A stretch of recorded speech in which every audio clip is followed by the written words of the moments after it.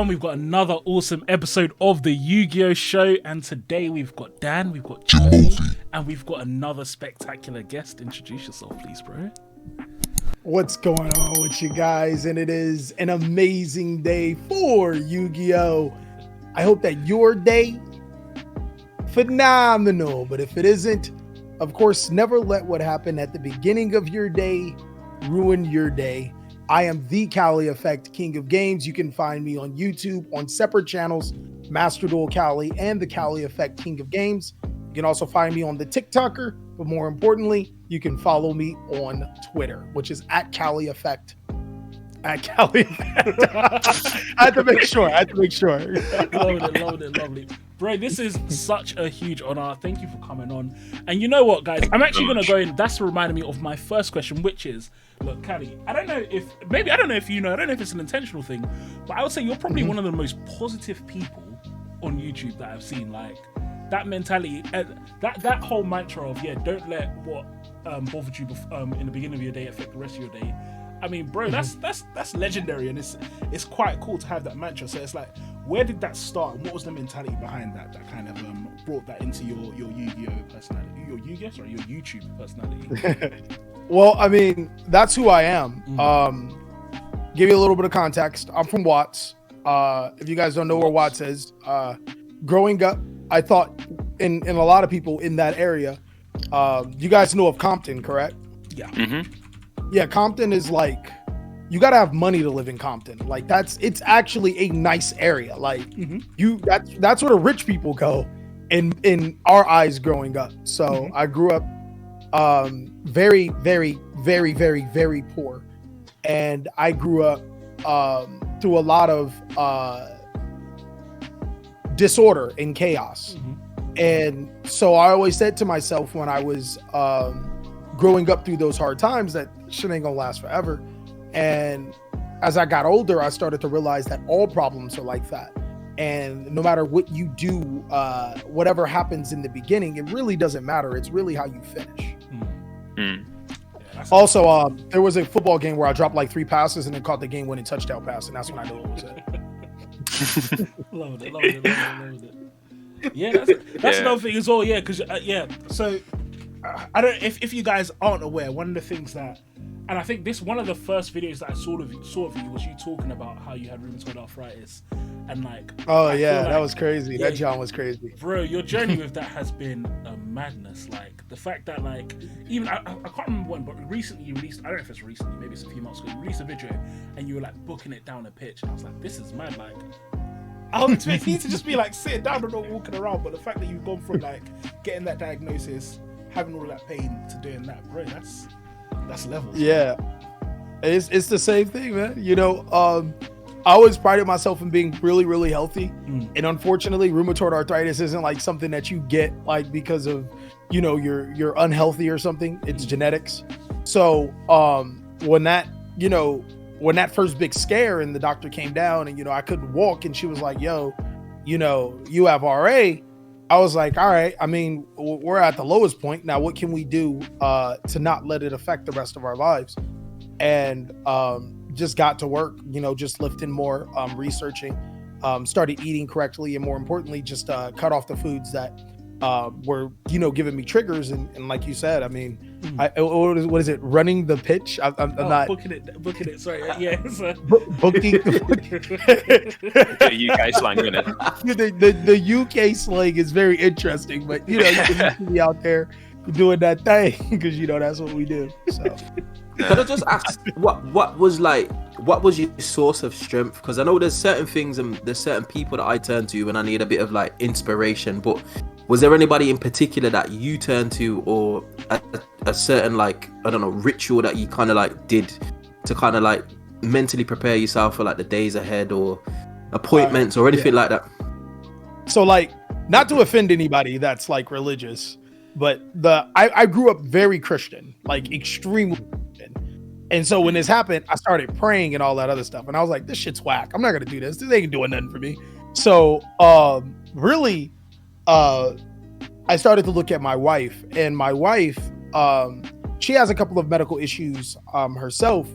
And just like noticing that she wouldn't allow things to just, like she would be in pain from time to time for certain, things. I think she just had foot surgery or something like that. And it would just be like, okay, whatever, what are we going to do? And I'm like, dang, how can I be like that? Let me be an OG like that. So definitely she was my biggest inspiration after realizing that prayer is not going to do this for me.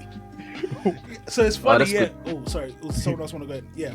Because so, for example, I am religious, but what I'd say is funny is about that is that, like, yeah, I definitely understand that, because I think early on for me, that was probably one of the difficulties. I came in the mentality of just, like, let me just pray and hope that fixes it. But it's like, there's a certain level of personal responsibility you have to have in your life. Like, what are you going to do? Strength from within, right? Yeah.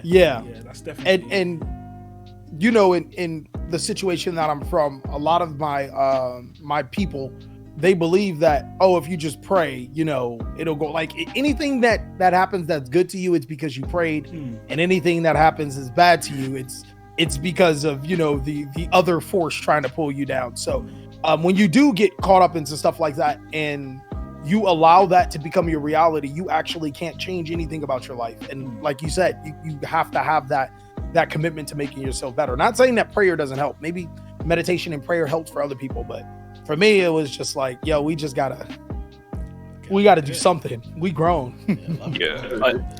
I think it's so inspirational, like the way that you talked so openly about something that a lot of people would be really scared about, like those health scares and things like that. And the fact that you put it into your YouTube videos as well, I think it really helped. Well, from a viewer's perspective anyway, it really helped me like understand your life as like a person. Like, it really did make me like become invested in who you are as opposed to just a creator.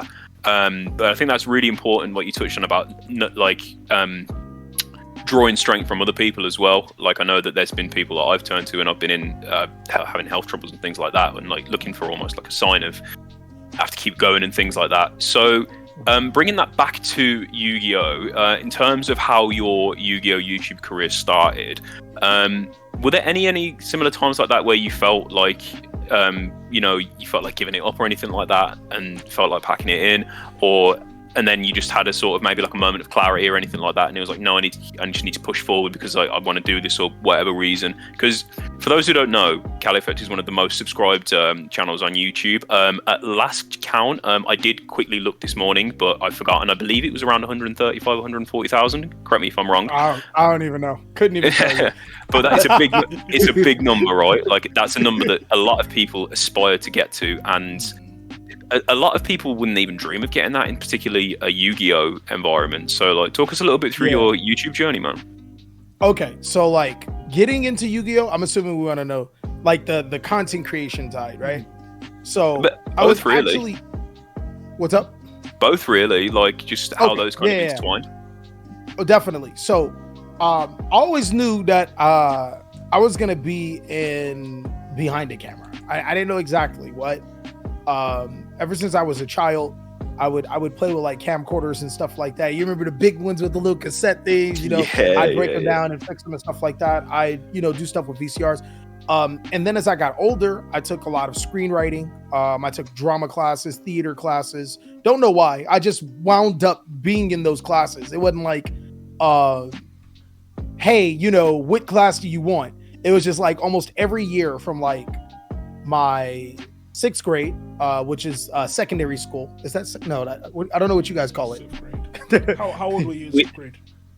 I was like, I had to be like 10, maybe. It would be like our year 5. It would be like end of primary school for us. End of primary. It'd be elementary. It would be elementary, wouldn't it? Okay, like right after elementary. Yeah. So like 5th grade, all the way to like 12th grade, I had some type of theater class, and it wasn't like, I wanted it. It just always wound up on my schedule where it became a second choice. I've taken broadcast journalism classes. I've done concerts, like actually performed at concerts. So I always knew that I was going to be like in front of a camera. And so what really got me into it was my 3rd job. I got fired from Walmart. I got fired from McDonald's. Then I got fired from Nike, and I thought Nike was going to be like the job. You know what I mean? Like, it's Nike. And so I'm like, you know what? Maybe this working for somebody just ain't for me. I'm just gonna slang these Yu-Gi-Oh cards on the block. I'm gonna sell these cards, and then I'm just gonna make YouTube videos because that's hot. And then that's how I wound up here. I swear, for the longest, I thought I was a drug dealer. People would come in my house. I'd step outside with the hoodie on and everything, play a Future, just hand them some cards, grab some money, go inside the house and play Madden. I swear. Wow. That's so based. Was you selling the cards before you started your YouTube? Like, was that a thing that? Oh yeah, yeah. That's what you did. Okay.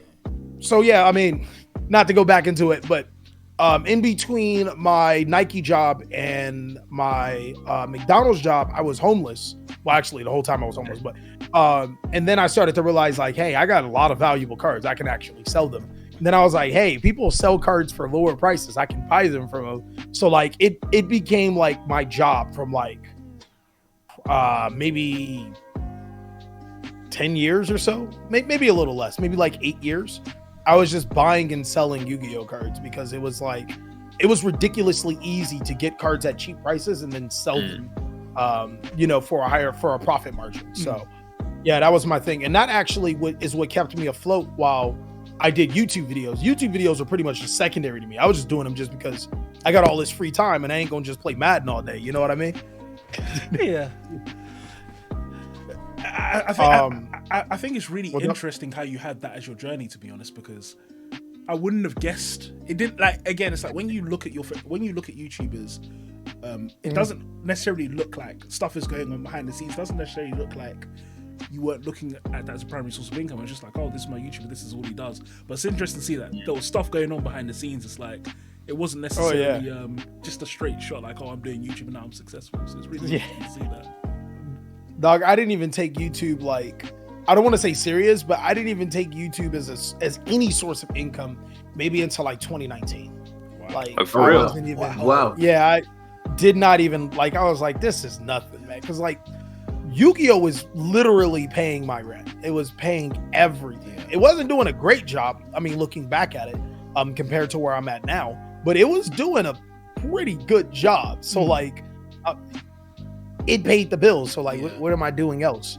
And then, actually 2020, because that's when COVID hit. And I was like, yeah, I could actually, like, make money off of YouTube. And then YouTube started paying me a whole bunch of money. I'm like, oh, wait, hold on, time out. What are we doing here? Yeah, no, I feel like 2020 was like a really big boom for so many creators because obviously a lot of people were stuck inside due to COVID. Like, I think that was really when I remember like the numbers for a lot of Yu-Gi-Oh channels going up because a lot of people were really getting back into the hobby. But that's a wild story. Like, it's insane that, like, you say how buying and selling Yu-Gi-Oh cards was paying your rent, because there's a whole subsection of Yu-Gi-Oh dedicated to market, right? Like, I was having this conversation with someone earlier that knowing Yu-Gi-Oh prices, it kind of gets almost like the stock market, right? So it's better than the stock market. For real, is that your like opinion on it? Obviously, haven't been in the game for so long. Yeah, stock market has validity. There are stocks that you buy and they disappear, and then there's stocks that are what they are. Like, for example, if you take an Amazon stock, like right now, you get a good amount of Amazon stocks. 10 years later, they're going to be worth more. It's either going to be worth more or it's going to be worth nothing. There's no, know it. For Yu-Gi-Oh cards, people think they know the market. And that's what's so crazy, because you got the people that really know the market and people that think they know the market and that know the validity between some of these cards and know that certain cards are volatile and certain cards that will stay up and certain cards that will rise and fall. I actually will 10 times out of 10 stake my entire fortune of $50 to my name, right? On Yu-Gi-Oh 10 times out of 10 over the market. Because at the end of the day, when I retire, I can trade in these Yu-Gi-Oh cards and live the rest of my life. You know what I mean? You can't really do that with every stock. You know what I mean? Yeah. If you do it correctly. No, of course, yeah. Mm-hmm. That is, honestly, this is like so. This is so interesting to hear about this. Like, so it's like I feel like we're just getting so much insight into like you as a person. Speaking on the Yu-Gi-Oh market. Second, by the way? Yeah, no worries at all. Go for it. And so in the meantime, I'm going to quickly shoot out a quick question to all of us three guys. So in terms of decks right now, what decks are we all playing, guys, at the moment? So I'm thinking for London, I'm going to take Sword Soul because I've played it all year. It's very simple. It won't fatigue me, and I can main a load of cards that will hate the meta. Yeah. But in my spare time, I'm playing Crystal Cash. Shout out to Neshi. But I'm not prepared to take that to an event because I know that there's going to be so many people hating on Kashtira. But that's kind of what I've been playing for fun. But yeah, Sword Soul at the moment. I apologize. Somebody was up north. No worries, man. No worries at all. I think the deck that I've been messing about with recently is ninjas, and boy, like, there's a lot of moving parts in terms of ninjas. Like, Yeah. they do a lot of things, and I think the advantage right now for like ninjas is that everybody's reading your cards, and trying to read and then like anticipate plays is a big problem. As well as ninjas just being able to do a whole host of things, and the Book of Moon effect is just crazy at the moment. Especially with Kashtira at the top of the format. So Yeah. So ninjas. the question, by the way, Callie, was what decks are everyone playing right now? So and Jimothy, just like you, recently styled on a couple of people in a tournament with ninjas as well. So he was just guiding us with his ninja trip. But what deck are you playing at the moment, bro? Well, I mean, I just went undefeated with ninjas and got my invite. I'm already moving on from that deck because it's not bad. It's just, you know, it's almost like Yu-Gi-Oh! Strategies are like girlfriends to me sometimes. Wait, break it down for me. Oh, You date them, you have fun, and then, you know, you move on to the next one. I'm not married to you. Kelly's married to the game, bro. You know? yeah. It was a nice time. You stay friends, you know, you keep on moving. All right, that. I don't know. I thought the analogy was going somewhere like, oh, sometimes you have 3 decks at once, and I was like, oh my god. I was like, what's going on? Whoa! Hey, if they're all willing participants, they might be keepers. I would. That's just personally what I would be saying. I would never not let a woman know what's going on in my life. So why are you moving on so quickly? Obviously, you was quite successful with it. So like, why just like, all right, I'm done. I'm on to the next one. Is there a particular reason, or just wanted to change? Because I'm done. You've had your fun. You're done. Yeah, well, no, I'm sorry. What I gotta say it in you guys' language. And pardon me if I'm doing it. When you're done using the loo, what do you do? Do you just stay there? Like, you're done, right? Get off and, you know, flush the shit. This is unique. I'm learning more about British culture right now. All of my thoughts from British culture comes from Tomb Raider. So like, I don't. Okay. Yeah, you know, one thing I do love is that movies and stuff, they make us look so refined and like posh and stuff. It's one extreme or the other, don't you think, Babs? They either make us look like, oh, do you do hoity-toity, or they make us look like we've got 5 teeth between us and we don't know what a bath is. Yeah, that's exactly it. Like, is it? Holy. Deary Oh, me. man. Have you been to like England before, Callie? Like, I know obviously as a creator, like, are you looking to do YCS London or anything like that? I would love to go once I finish paying off this house. My wife wants to go a couple of places. I know she wants to go to Egypt. She wants to go to Dubai. I want to go a couple of places, you know. I want to go to the Middle East. Yeah. It's respectable to have Britain at the bottom of that list. I mean, you know, to be honest, I don't think it's anything wrong with the place. I just don't. I need a reason to go. Yeah. Like, you know what I mean? Yeah. Like, yeah, I hear you. I want to see Mecca, so it's like, obviously that's the only reason why I want to go. And Bird, she's just weird. She just wants to go places. You know what I mean? Cool. I get that. Me personally, I'd be fine with just going to like Philadelphia or something. You know, in Baltimore, I'd be fine with just staying in the U.S. But no, she wants to internationally travel. Fair enough, man. Fair enough. It sounds a bit like my wife, to be fair. She loves going like all these different places, and I'm like, Britain's fine. But anyway, how's the Yu-Gi-Oh in Britain though? Oh, it's, you know what, Fabs? You've been to the most tournaments here, like bigger tournaments out of both of us, I think. So I'll let you take this one. I'll be real, like, So I used to travel all around the UK and do tours. So my job used to be one where I had to go to a lot of different cities. Like for client, I used to be a consultant, so I'd go to different cities, and so I'd be in a city, and I was like, okay, where's the nearest locals? I'd go there. And I used to say this all the time, and people thought I was just being rude about like their cities and stuff. But there was only like 2 or 3 good cities in the whole of UK at Yu-Gi-Oh! Like genuinely. Like Birmingham, Wow, by far is the best. Like I used to live in London, and most of the players in London were horrible. Like it's I'm not atting people. It's not an insult. It's just genuinely true. And the reason being is because I would go to London and I would stomp locals every week. And then he's I came to shooting shots Birmingham. at his own city. Exactly. I'm whatever. from London. Like I'm not even being horrible. But then I moved up to Birmingham, and I remember like I didn't win a locals for like a year, bro. Like it was mad. Like the quality and disparity in players of some of the players I'm with. Like there's one guy I refuse to give him a shout out because he's not a very nice person. I think we all know who I'm talking about. Yeah. But there's one guy, and he's an incredible player. Like I just play with him. Sometimes he'll just say something, and I'm like, "Oh, you're right." And it's like the level of skill, and it's like the group of players that I play with right now. Like none of them are like pro players or anything. They're not like top, like in teams or anything. But they're all very strong players. But it's concentrated in like, in my opinion, in the West Midlands. That's where a lot of the talent is. So that's why I say it's like a very concentrated talent if you know where to go. But for a lot of cities, like where I was from in London, it was all, I mean, our locals was mainly like kids below like 13 years old. Like, so it's like they're young. That's crazy. Yeah, do you get it? Like they'll turn up with like no sleeves and stuff.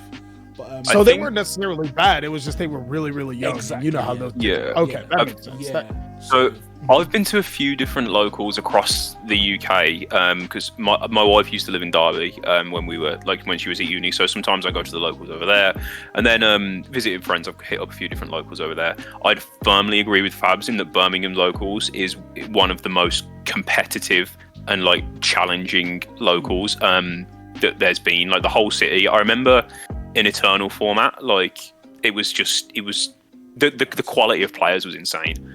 Like, and we've had players who've won multiple regionals, players who've topped Nats. Like, even I think there's some YCS tops as well in there. Derby, like shout out Derby, I like it, but I went there and every single match I played was against Layer of Darkness. Yeah. What? Yeah, rogue players. that was my reaction Crazy. as well. Yeah. Crazy. All right, hey, then look, that's what they want to play. Yeah, right. Yeah. Nothing wrong. But JY and Rufio both mentioned Mana Screw Gaming, which I believe is Northampton, and I know for a fact that they've got a great caliber of players. Obviously, like the world's competitor. Shout out JY. You've got the team boys. I know there's a lot of people there who have also topped a lot of events as well. Like Jamie Walkinshaw, I believe, goes there. Shout out Jamie the Kid. Aaron Hemman as well, great player. Yeah, I've not been there myself, but I hear that's a good place to go. But to flip the question, Callie, what is locals like in America? Very competitive. Out of all of the locals that I've been to, the current locals in the Vegas scene, because I'm in Las Vegas, Nevada, it is one of the most competitive locals, period. And I went to a locals where we had a guy he got second place at Worlds. Players were winning YCS Shonen Jumps. They were topping Shonen Jumps. They were topping regionals, winning regionals here and there. I think the competitive scene in Las Vegas is probably one of the better scenes in the entire West Coast. And that includes California. And California, it's a huge ass place. I think the only reason why they even have great players, and no disrespect to California, I'm from California, but let's be real. Let's keep it a buck. California is big enough to be its entire own nation. So like, what do you expect? At some point in time, there's going to be enough people, but Las Vegas is extremely competitive. California is extremely competitive. From what people have told me, I know for a fact the East Coast, New York, extremely competitive. The Midwest, extremely competitive. Texas, extremely competitive. Just basically every big city, and then some of the smaller states, they are extremely competitive. I don't think, of course, you're going to have like, shops where it's more casual oriented, but for overall, every time you see a casual shop, you can find a shop where it's, that's where people of high caliber go. So one thing that I did want to talk about very briefly on this subject is regionals. Before Go on. Actually, I want Jimothy to land because I have a feeling I know what he's gonna say, and I want. So I wanted to ask Callie, like, what's the view of American duelists on some of the UK duelists? Because I'm not gonna shout out no names, but like the UK, England, I've been getting some hate. Like I've heard people say like, so and so's won a YCS, but that doesn't count. It's in the UK. Like, so what's the overall feeling? I hate that. I absolutely hate. Well, let's put it this way: Americans will find a way to discredit whatever you do. So, like, it does not matter. It does not matter. It does not. There are players that will discredit Jesse Cotton, and we know he is one of the most successful Yu-Gi-Oh players of all time. Mm-hmm. So just ignore all that rah-rah. All right, just don't even. but like, there are players that are like, oh, your regional top doesn't count unless it's like top fours. Like, nobody can. My guy, look, success is in the eye of the beholder. If you came into an event, I don't care if you was playing battling boxers, my guy. If you came into the event and you said, hey, I'm here to win 4 rounds, and you win 5 rounds but don't top, you overachieved, my guy. It does not matter, right? If you go to an event and you're like, hey, I'm here to get my invite, and you get your invite, you have overachieved. It does not matter. There are so many people that when you look at your accomplishments, people would trade their careers in Yu-Gi-Oh, if that's what we want to call them, for yours, as long as you're satisfied with them. That's all it is. But with that being said, if you want the honest truth, Americans look at European players like to buy. Like, oh yeah, like the honest truth. And I think that it is the most pompous, arrogant, rudest thing you can do, because we know that there is a few factors in Yu-Gi-Oh. One is skill, one is luck, one is probability and availability. And those factors can all be against you no matter who you play against. Yeah. So to sit down against someone and think because he's from somewhere else that you're just a free win is arrogant. It's it's ridiculous. Yeah. But I mean, that's... Didn't y'all just let an American win a YCS over there last time? Yeah, Chris decided to come over here and terrorize us. There we go. See, this is. I'm trying to help y'all out, but y'all not making it better. Wait, you want about Leon? Yeah, Chris LeBlanc. He won. Leon's France, bro. It's not the UK. It doesn't count. Do you know what's funny about that? Actually, what's his name? Joshua Schmidt was even saying that he didn't even want to play in that event. He was over to. He didn't even really want to play it. So yeah. Anyway, the less. Ironically, Joshua is one of my favorite competitive players. I really like Joshua. Yeah. He's dope. Shout out Schmidt. Mm-hmm. But yeah. Very quickly, I do just want to ask, because for those who don't know, how big is a regional in the USA? Well, there was, the smallest one I've been to is maybe like 200 people. The biggest one is 1,000. The smallest. Yeah. So for context, like, I don't think I've been to a regional that's been over 150 people in the UK. I don't know if you guys have. Like, obviously, the biggest one we usually have in the UK is the Open, right? Royal Armories, isn't it? So I wasn't going to count the Open because I didn't count that as a regionals. It's Royal Armories and Leeds. Yeah. And that's usually about 250 people max. Yeah. That's crazy. Yeah. I consider every LA regional a YCS. Yeah. Because it makes me feel better when I top.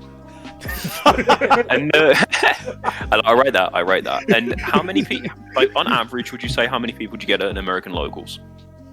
Our before tier limit, the locals that's nearest to me gets around 70 people. 70. Wow. Yeah, that's like our regionals, bro. Yeah. So that's why we're getting hate. That's why we're getting hate, isn't it? It makes sense though. Like when you break it down, it really does make sense because there's more people. Yeah. There's more competition. You know what I mean? Yeah. The average locals, not this particular shop, the average locals will get like 35, 40 people. You know what I mean? Anywhere between 25 to 40 people. Yeah. Like when I was running a locals during COVID, we'd get anywhere between 25 to 40 people. It's a lot. It's a little more tame. But and that that's was during like COVID as well. Yeah, but that was also, we weren't sanctioned or anything. We were just kind of like buying cases and trying to, do right by the community and stuff. Like that would be a big locals for us. I'd say 20. Like the one. So Dan, the one Cannock, for example, that used to be, I think, was it 20 people on average, 20 maybe a bit over 20. Like Yeah, that was like the. Yeah, but that was like the same kind of times, wasn't it? Sorry. That was like the same kind of times, wasn't it, Cannock? That was like sort of like COVID-y times. Yeah, like, it was a little bit after, but even before before COVID. Yeah, as well, to be honest. Like the biggest like locals I think I've been to has probably had about 25 people. Yeah. I mean, but we also have to factor in, it's not necessarily about how many people were there, it's about the quality of people. Exactly. If I'm going, let's say hypothetically this said 70-man local, which by the way is not true, and I step in for the first 3 rounds and I'm playing against a layer of darkness, right? Like for the what this sounds familiar. Yeah. But if you're you're going to a 20-man locals and your first round is Kashtira, your second round is Brandit, your third round's Labyrinth. Like, I mean, obviously we know that the quality of the 20-man locals is better than said 70-man local. You know what I mean? So it's unlike what some other people would like to say, size does not matter in this particular situation.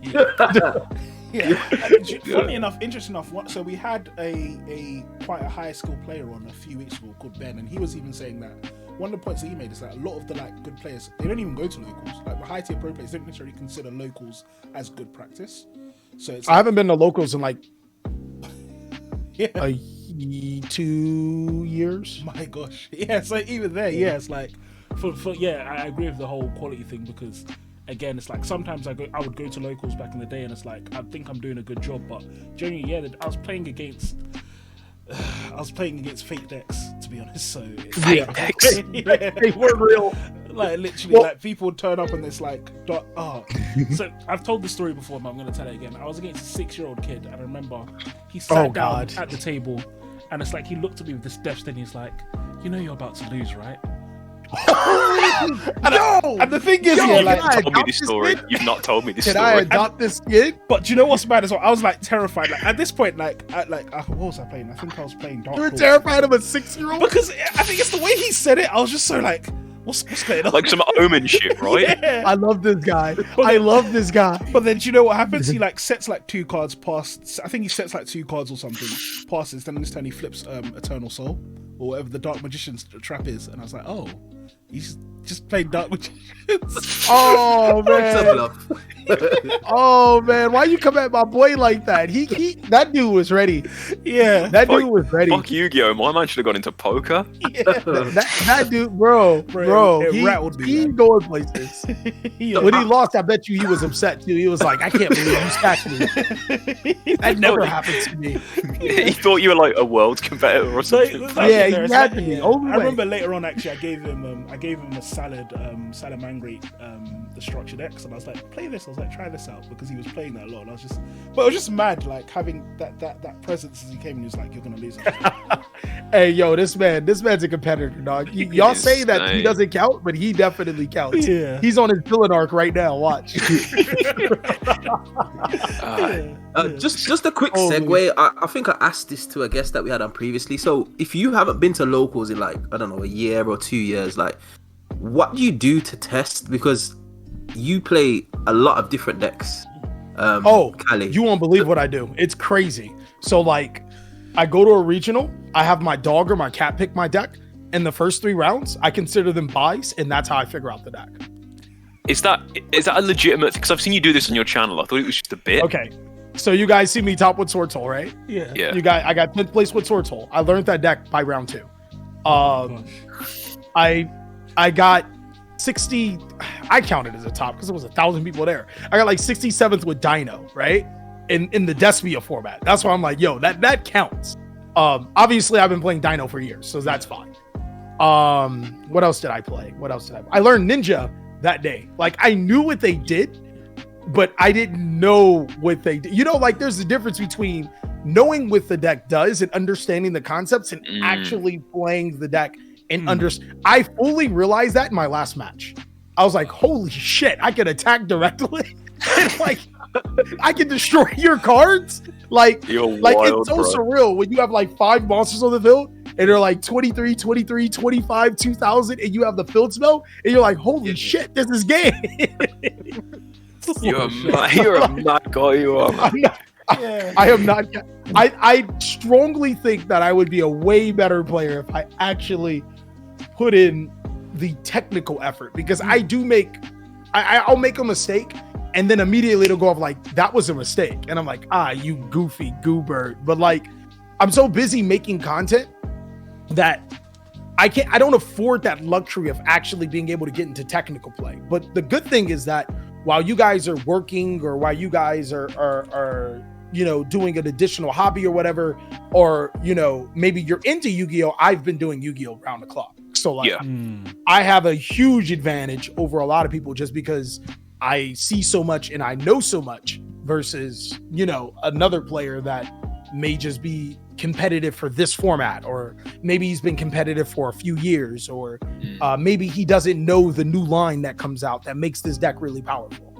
Yeah, I think this was something that I remember hearing MBT talk about, in the sense that obviously, because MBT does 10-minute testing and things like that, and he was like, because creators spend so much time creating, like it means that sometimes their Yu-Gi-Oh skill like maybe sacrificed, but like he was like, my what's what I'm looking for? Like, my advantage is because I do 10-minute testing, I have a vague understanding of what every deck in the game does. And I was going to ask you this as well, Callie, because obviously your channel, a lot of your content is, not a lot of it, but like a good portion of it is deck profiles. So kind of talk us through how Callie Effect makes a deck profile. Okay, so I'm not going to tell you something is good without me thinking it's good myself. I play around with the strategy. I get really hyped from it, from beating TJ, which is not hard to do. Oh my God, TJ is like the buy round. If you guys don't give me 1 second, if you don't mind. Okay? No worries, bro. No worries. I apologize, guys. No worries at all. Yeah, no worries. Yeah, watch this. Is going to be TJ coming through his door now. Like, yo, what'd you say about me? Sit down in the chair behind him, be like, all right, say that again. I think that deck choice strategy is the biggest dick energy ever. Imagine all of That is huge. All of the people just lost to Cali in that regional, guys. Look, you guys must be so offended. Because Cali learned that deck 2 hours before, and then he clapped you in the regional. That is very sad. Again, I apologize, guys. I hope you all good, man. All good. All good. Anyways, so like after beating TJ, because he's the buy, I actually played against good Yu-Gi-Oh players that know what they're doing, like people that top events, people that actually do stuff in win YCSs. And then we go over a build. Sometimes I will enter like a remote tournament or something like that, just to see what's going on. And then from there, I will develop a strategy to see how this deck appeals to you and why you would want to play that deck, and go from there. Yeah. So what goes into deciding which decks that you actually pick? Like, is it a case of like you look at a deck and think, okay, this will be good for content? Or sometimes look at a deck and think, I genuinely really enjoy this deck. Like, are there any deck profiles you've made, or like any decks in particular that you've made profile from and been like, do you know what, I'm just not happy with this? Or reversely, one where you're like, yeah, I'm super, super happy with this. Like, I genuinely believe this is the best way of playing the deck. Like, or is it more of a case that it's down the middle? What's really crazy is back in my younger, years, and don't let anybody know this, right? Salomon Great, Dino, what else? It was Salomon Great, Dino. Those are the two off the top of my head. I actually did not like those decks. I made them because they were structured decks. They were easy to learn, and I thought that they were good for budget players. Yeah, it was just like, okay, cool. And in those times, there's actually quite a few decks I just made because, like, I understood that people were on a budget. I understood that people may want to know about this deck and that it was, good content for them. But then over time, like, as I started to become successful with the particular strategy, or as people was like, yo, you gonna do an update on that profile? Actually get into the deck. Now, I think, I don't think I've done I can't think of a deck that I've done that I was like, I don't like this deck. Every deck that I pick, I believe it in some type of way. Maybe I believe it is a very, very good budget deck. Maybe I believe it is a extremely good rogue deck. Maybe I think it's the best deck, but I'm not just going to give you anything just for content, especially anymore. I'm giving you because I genuinely think that this deck has its own certain niche in giving you another idea to be able to play a certain deck instead of just playing whatever you might be playing and not be happy with now. Yeah. No, that makes sense. Makes sense, man. The only reason I ask that is because obviously I've seen you do. If there's a deck out there, Callie's probably got a profile on it. Like, Probably, yeah. Yeah, I remember there was a meme on your channel a few years back about like that you wouldn't do a true Draco deck profile or something like that. Bro, I hate those people, man, because I love True Draco. I love True Draco. It's just I accept that it's not a great deck. Yeah. I did a profile just recently because at the time Yu-Gi-Oh was like getting really expensive, right? Like inflation was killing us all, and like the entire deck was $50. So I did a deck profile on that, but I love True Draco. But yeah, I get that a lot. Kelly won't do a deck profile on this. It happens all the time. Yeah, I can imagine, man. I can imagine. I want True Draco to be good so bad, but it's just I want it. It's so nice looking, but it could never be good because the cards that would make it good would probably make too many other decks good. Yeah, that's the thing. And every time you see someone do like one of these ban list tournaments where they release a load of cards, True Draco always ends up in the top cut, so the deck's still super strong. Oh, where? Yeah. Wow. Yeah, like the last time I did one, it did end up in the top cut. Like it wound up getting slaughtered. Oh, really? Yeah, like because we do a lot of internal ones when I make like a perfect forbidden list or whatever, or like if we want to just test out, ban lists. And Thunder Dragon Colossus, which is why it's always on my perfect forbidden list. And normally, Spellbook Judgment, because we knew the card was trash for like 3 years. We're normally completely off my forbidden list or off the forbidden list in some capacity, alongside like Orcus Harp Horror, because they underperformed so badly alongside of True Draco, but I don't think I've gave them 3 Diagram and 3 Masterpiece ever. Okay. Yeah, like if you might be right. If you guys had access to 3 Diagram and 3 Masterpiece, that sounds changes the deck a lot. 100%. Yeah, that does change. I think it was always like 1 and 2 or something like that, or 1 and 3.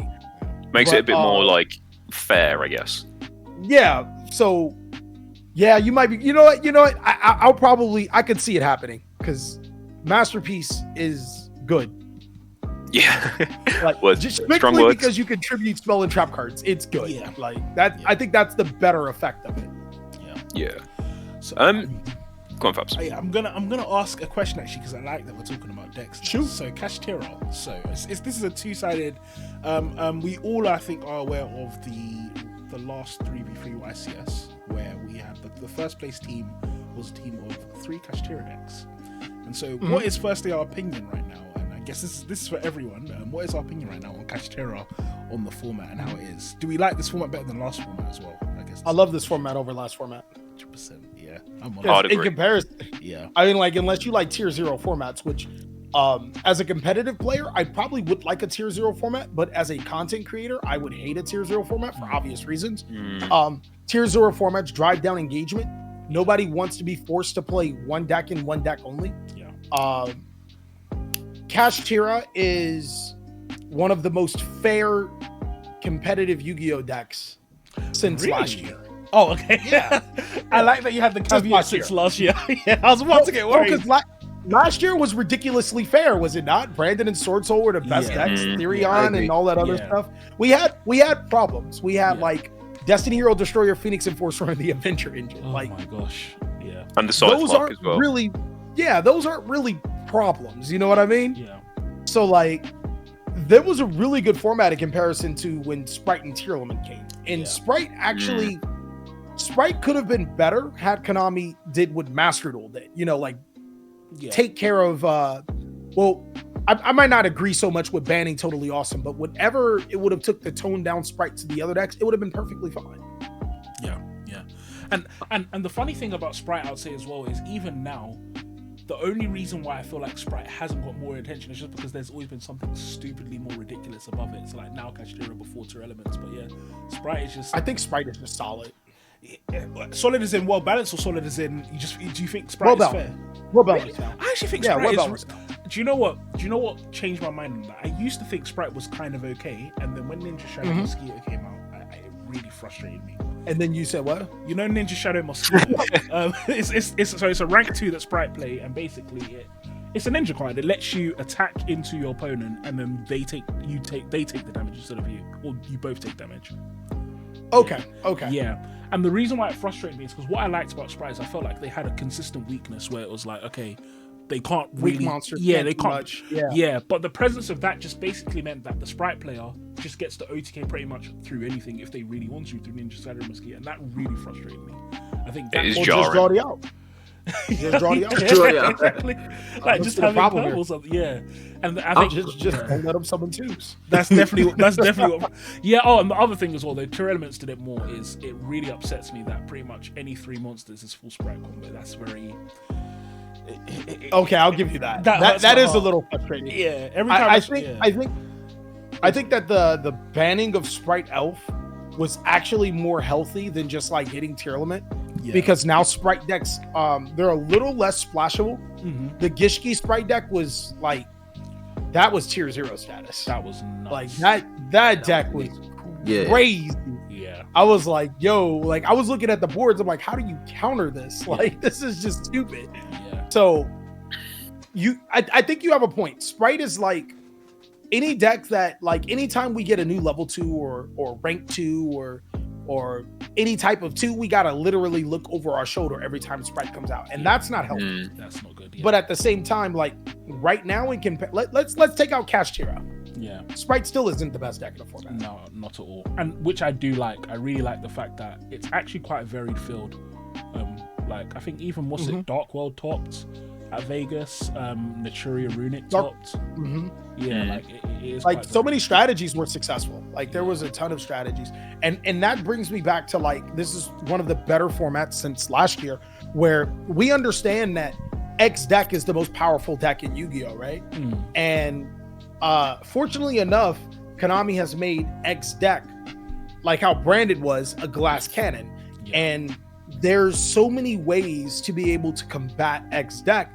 It makes the format feel fun and enjoyable. Like, I mean, think about it, guys. I went undefeated and got an invite with ninjas. What are ninjas? Like, come on, ninjas? Seriously. Like, really? Next is going to be Evil Eye, right? Like, come on. Like, it's kind of ridiculous right now. And that's the beauty of Yu-Gi-Oh! We couldn't have done that in the tiers format. Yeah, that's true. That's true. I think my biggest issue is the way that Konami's gone about it. I know they wanted to implement change, but I just don't like the way that the Kashtira deck plays. Like, just banishing cards face down so you can never retrieve them again. Yeah. I don't think that's fun. I don't think that's fun. I understand that it's counterable and I get it, but like just removing cards from a player and then saying you're not going to play either because all your zones are locked. In my opinion, I don't think that's fun and interactive Yu-Gi-Oh, regardless of how counterable the deck is. Do you know what I mean? It isn't, but I was watching Ryan Levine's profile. Obviously, he played Kashtira at the 3v3, and he was saying like he rarely ever went into like the mind hack or like trying the full zone lock because I've been testing Kashtira over the last couple of days because tournaments coming up. I want to test my options, and the deck is actually kind of fun to play if you. It is. It's very. Yeah, it is fun to play, but to be honest, a lot of my lines I wasn't like trying to zone lock 9 zones. I was literally just setting up a couple of zone locks here, maybe like an Arise Heart, and then that's that. I think if you ban Mind Hacker, Kashtira becomes just so much better. Like, not better as in obviously competitively, but like, yes, that's the right word. You actually played into what I've been saying since the beginning of this format. It's crazy. Really? Like, so I was talking to Top Deck TJ, and I really wish I put it on YouTube because so people normally drag me in the comments, and then when I wound up being right, I can make a video about it and just be right. I was saying the best variant of Kashtira wasn't actually a zone lock Kashtira because you don't put up any interruptions. Like it don't get me wrong, it's cute and it's cool to zone lock your opponent. But not only does it not happen often, you play into Nibiru every single time and you lose to a Winged Dragon Ra or a Lava Golem. So I was about to say you can spend all that time locking zones for it to not mean anything. All you do is waste time, or you can just set up a relatively decent mid-range board and then have some sort of crap back. Exactly. And then like what makes it worse is that the standard line is just 3 zones. I only need 2 zones to like. What are we talking about? Like that's not anything. And in the huge line, don't get me wrong, it does it, but if they break your board, you lose. Like, there's no way around it. If they give you a ball boy, game's over. Like, I think with a deck like if you're specifically going to lock every single zone, I think the risk of that justifies the reward for me. I'm not saying that it's a healthy way to play, because I think that zone locking is like it's a bit mad, but you know what? I would rather face 10 rounds of Kashtira than 10 rounds of a Shizu tier, and I think that's what it boils down to. Agreed. And Kashtira is not even tier 0, so One thing I would definitely say about tier compared to Kashtira is like tier might not actually lock all your zones or take your monsters, but you're still losing. It's just pretending that you can play, and then they play your zone and you lose. You're fake playing. Yeah, fucking jars me about a Shizu tier. That's what fucking jars me. Yeah, it's like chain They'll set up, yeah, they'll set up an M board of like Sprite Elf Pass, and you'll be like, oh, is this it? This deck's meant to be. It's easy. Yeah. And then they start going with Shizu shufflers, right? Like they start enduring you. You're just like, dog, like let me play. Yeah, you'll draw your card and you'll be like standby, and then they'll be like, oh yeah, and then they'll set up like a board, and it's like, it's not even that they've set up the board. It's like, can I just fucking play a card? So I went to YCS Leon, and this was YCS Leon was very depressing for me because the new branded stuff came out. I was like, finally, I get to play. Look, I've got full max rarity Albaz, I've got the OT Albaz, everything. I was like, I get to play full power.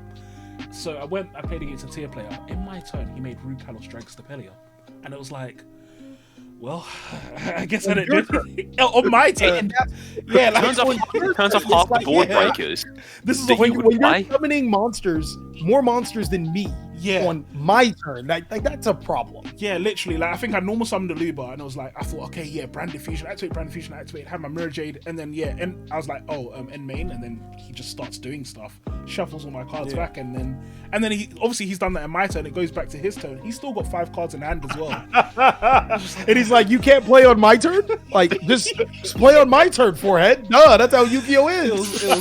Activate your happiness. When that happened, I was just like, you know what? I'm over this. This is tier. Konami can hit every single card in tier. And what's crazy is like to address the Arise Heart situation, the Kashtira banish face down. What I have found to be about that is that it is like Arise Heart, their best card, is so incredibly balanced. It's like not even funny. It's like mandatory to activate. Like it triggers so many things, and even when you want to stop, like when you don't want to use a Rise Heart or when you don't want to use certain card effects, you like must, and you can take full advantage of that. So don't get me wrong, like banishing face down. I want because how long have you guys been playing? I've been playing for around competitively. I think I've been playing for around 5 years. And I've been here for a while, but competitively for about 3 years. So you guys are babies. All right. So back in my day, back in my day, before it was named banished, it was named removed from play. Yeah. And removed from play used to be called removed from the game. Yeah. And basically, what removed from the game means you ain't getting it back, right? Yeah. So I think now we look at removed from play, and it's just like that's like the third graveyard. You know what I mean? Right. It's gonna take a little bit of time. But I think Banish Face Down is going to be coming closer to remove from play. Like it's going to catch up. So it might feel bad right now, just like how remove from play did before, but it's going to catch up. And that's the thing, because I don't find that part of their play the most. Like I don't find the fact that they're remove from playing it itself annoying. I think that's okay. I just don't like them doing it before I've got to touch my deck. That's what it upsets me. Like it's like I hate that it messes with your deck building. Like you have to play multiple copies of a card just in case it gets banished face down. That's what maybe I'm biased because I'm your average runic enjoyer, but it's not even that part of Kashtira that pisses me off. It's Diabolos. That card just pisses me off. It's like you deserve it. You deserve it. Yeah, that's fair. I don't get any more. To us too, Dan, you've been doing that to us too. So. I hope every single game they get the full Kashtira lock and take away your entire spell and trap card zones, all of them. Every game. Bro, I'm not on Runic anymore, man. I'm changed. Allow me. Yeah, no. There's no redemption arc for Runic players. It doesn't exist. Right, guys, so what we're gonna do, we're coming up on the hour mark, so we're gonna do the fabled, the amazing section called Am I the Arsehole? So just as a quick intro to this, Caddy, on Reddit there's this subreddit called Am I the Arsehole? And people tell stories about things they've done, and then they'll basically ask the audience if we think they're the arsehole or not. So yeah, we're gonna go for this one, and the title of this one I thought was really interesting. Is Am I the arsehole for telling my husband I'd lose respect for him if he stopped working even though I could afford it? So actually, no, you're not. So not even close. Let me read the story, and then there's a story. My apologies. Story behind it. Yeah. Oh yeah. Hey, spill the sauce. Let's go. Hold on. Let me. So, I've been with my husband for like 10 years. When we met, we both had crappy jobs and agreed it would be 50-50 struggling together. As of the last few years in particular, my career took off and my pay has skyrocketed, and this will be my first year making 6 figures. It's cool when I've offered to take on a lot more of the finances and more of the bills and paying for trips and things, but recently my husband made a comment about soon he won't have to work at his job. Our kids are school age, so there's no need for a full-time parent, and I never agreed to this.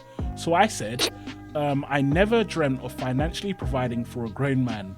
If you stop working, I will lose respect for you. He got silent and he asked I asked if he understood and if we were on the same page, and he said yes. Was I off? How do couples in these situations handle it? Blah, blah, blah. But basically, am I the arsehole for telling my husband I'd lose respect for him? So what do we think? Fuck no. No, not even close. Loving it. So the first thing is... you guys have anything to say? I want to let you land it first. Go for it.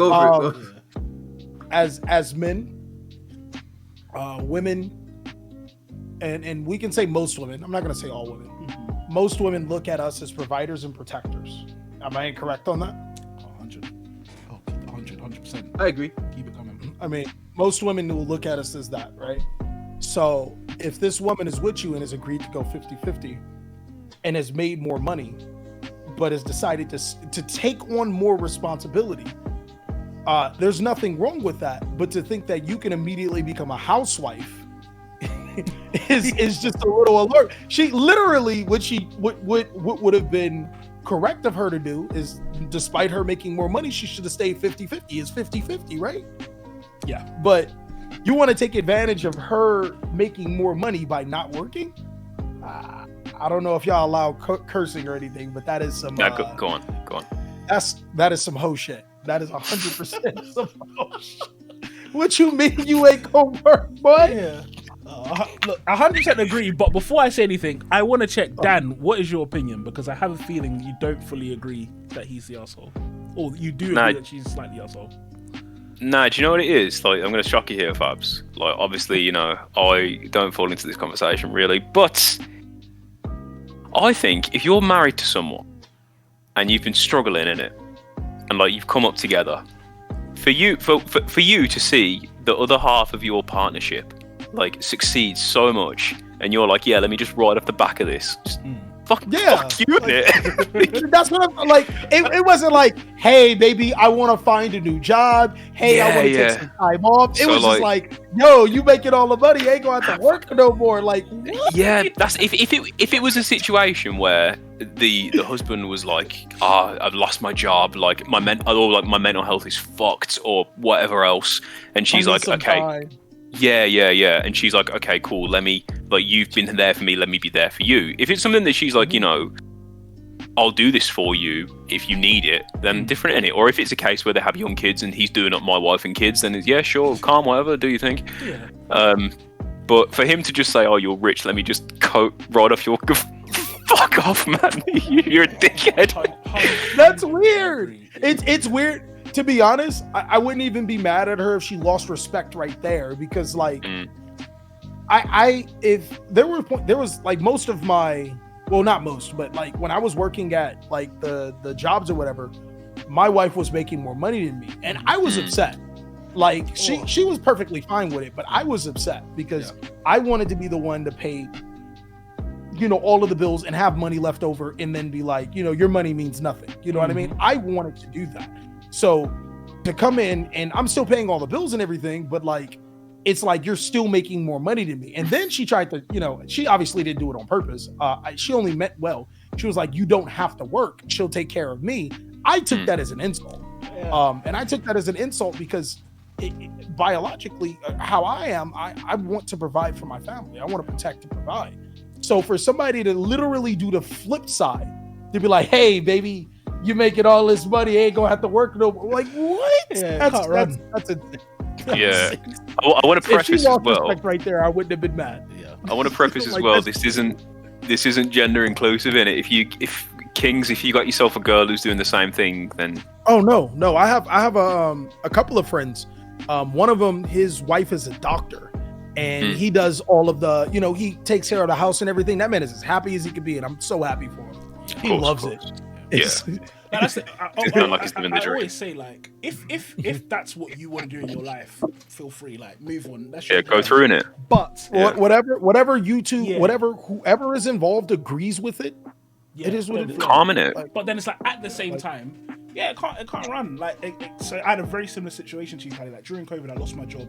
My wife was the main breadwinner, and I hated it. I hated it so exactly. It much. drives, even though they don't throw it in your face, you throw it in Yeah. your face, Like, right? She would even be nice about it. She never made me. But in my head, I was like, this can't work. It's like I even felt ashamed because I was like, I told your mum that I was gonna take care of you, and here Exactly. I am, and I'm the one who's asking you. No, it can't work.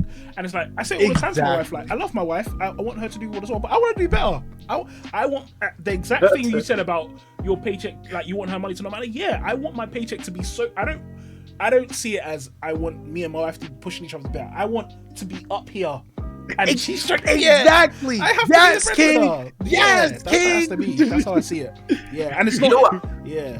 Anyway, Jimothy, the I'm not thinking about this differently. You know why? Because I'm thinking like, all right, so he said he's not gonna work, but he didn't even discuss it with her.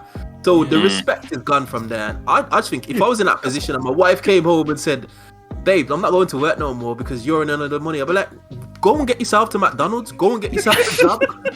You know, running crazy. I ain't gonna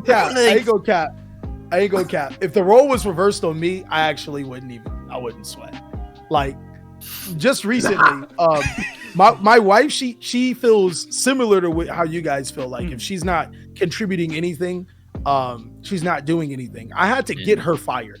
Like it took some elaborate shit for me to get her fired. Just to be like, you're not working. Like it's not happening. Like it's crazy. But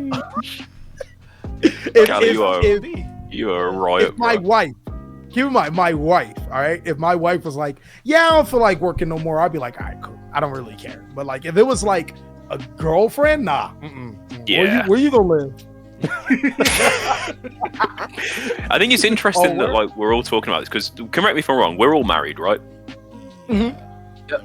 Yeah. So like obviously like it is what you say. If it's a wife or like a husband or a civil partner or whatever, Significant other. Yeah. Yeah, exactly. Like then obviously that is a bit deeper in it. Like you have that mutual respect and like I'm backing Jimothy on this. Like how has he got how have you got the balls to go and say that to your wife, bro? The fact that he just literally, The audacity. I'm not gonna work no more soon. Like That's what I'm saying. And this is also one place I'll say that. I already bought. Yeah, and this is somewhere I'd say that gender roles actually do matter because if a girl comes and says it, a girl at least it's like you can get pregnant. So it's like there's something practical you'll bring to the table that a guy can. As a guy, what are you doing at home all day then? You just like what are you doing? I mean, look, guys, let's be real. Do you guys clean the house or take care of the inside of the house as well as your significant No other? way. I clean. That's I try. That's why she was like. That's why if she's like, I'll just stay. I'm like, I already know. Like I can't. I'm just not good at it. I'm just simply not good. I'll tidy the kitchen and then my wife goes and does it a 10-time better job than me. I try it, but Yeah, you're like, how did you do that? she's Like, just better than me at it. See, like I do the majority of housework.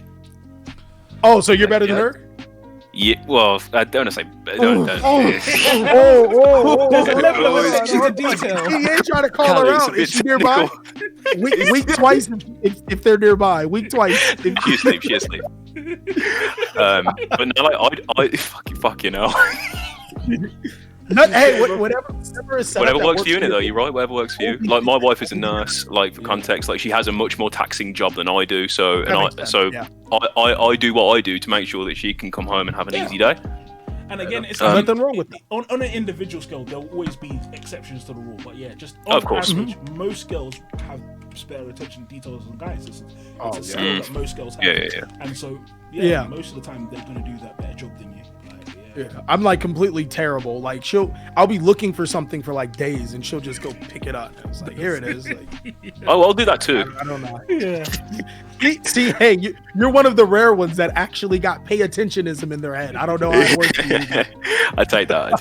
Yeah. Oh man, this has been such a pleasure, Callie. Thank you so much for coming on. Before we Thank go, you so much for having me. No worries at all. Before we go, do you have any shout outs or anything like that? Anything you promote or anything like that?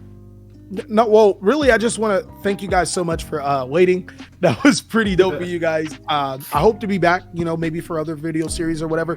I'd appreciate that. That would be dope. If there's anything you guys need, just you got all my information. I also want to shout out to that bum Top Deck TJ. If you guys haven't subscribed to his channel, go ahead and subscribe to his channel. He's a bum. And also subscribe to this channel, because this is also another awesome channel. Thank you so much, Callie. And let us know as well. Before we started recording, we were running joke, because obviously you'll have seen the episode with Trell from Team APS when this comes out. If you want to see an episode with Callie and Trell, let us know and we can try and make that Those happen. two things can't exist at once. In the same place. Yeah, I know. man. Have we Those two ever things seen can't them in the exist at same room, once. guys?